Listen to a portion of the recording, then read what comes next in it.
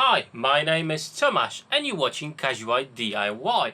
In today's episode, we'll be looking at an interesting tool that I never had the budget for to buy.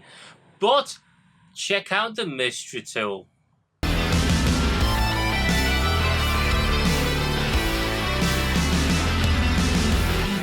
So, what's in the mystery box? Well, it's an electric paint sprayer. I never had the budget for one of those. Usually you're looking about a couple of £100, and the cheaper versions are just rubbish basically. But I decided to actually, try it out. This one costed me about 40 British pounds, so it's not a bank breaker, and I'm quite curious how it's going to perform. So it's from TECCPO.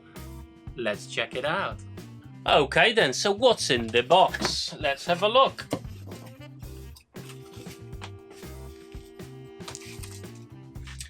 Obviously a user manual.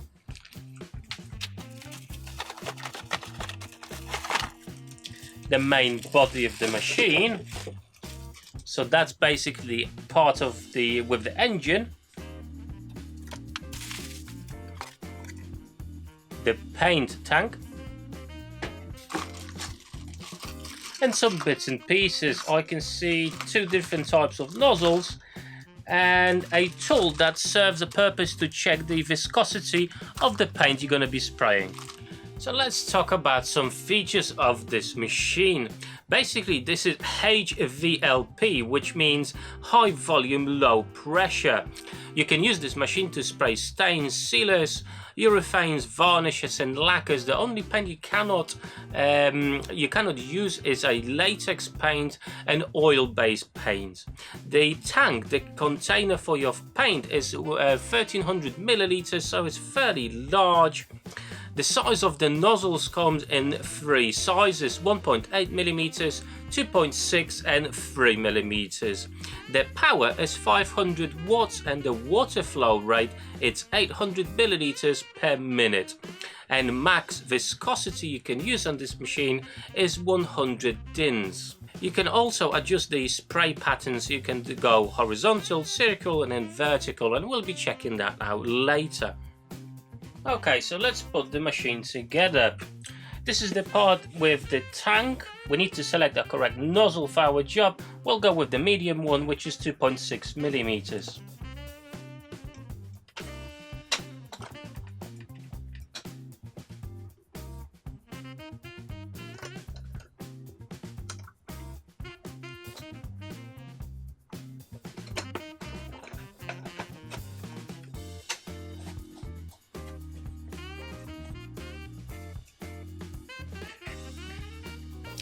On the side of this machine, you've got an indication of what pattern you'll be spraying.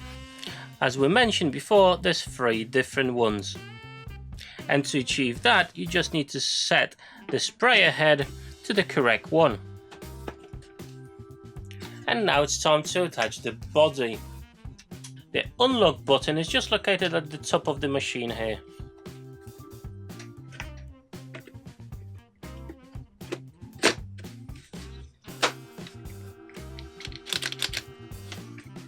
Just make sure it's fully secured and the machine is assembled.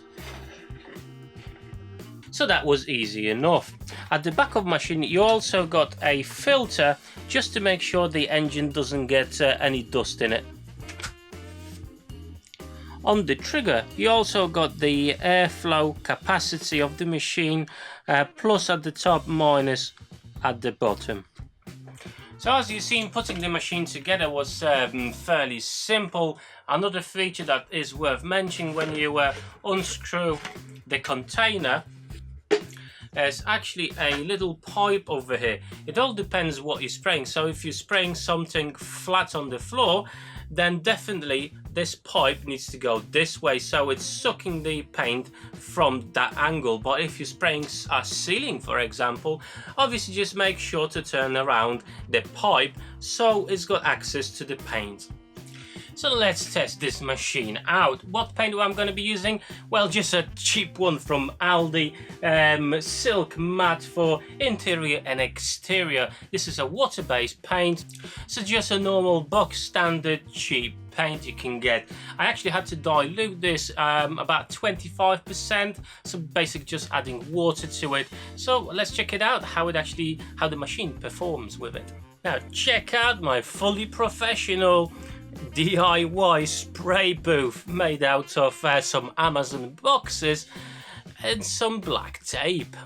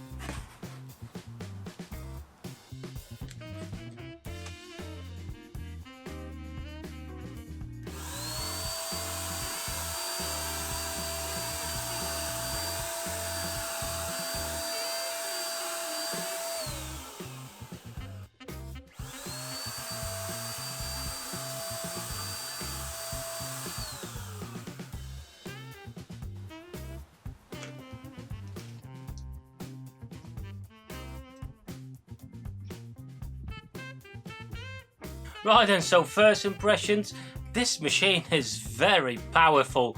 There is a bit of a learning curve to actually operate this machine, especially in the trigger. So when you pull the trigger initially just a slight bit, the engine starts, but the paint will not flow. Then you have to pull the trigger a bit harder, and obviously the paint goes. The harder you pull the trigger, the more paint will actually come out.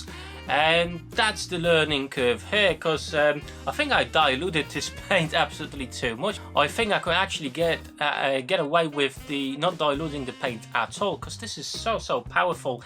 And this is the second nozzle, so probably even the smallest nozzle will actually do quite fine. But it all depends what you want to paint. If you want to paint a wall or a ceiling, you need as much power as you actually can, and I think that machine can actually deliver that quite easily. One thing I really like about this tool, you just detach the engine part and that's all you have to clean.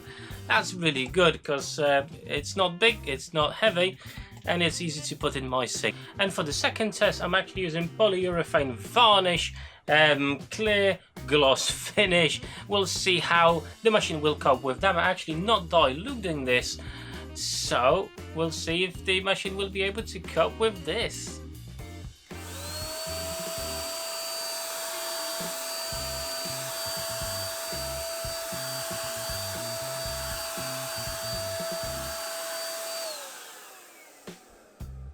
And as you can see, there's absolutely no issues with it. I'm actually quite surprised about the overspray. It's actually not that big at all.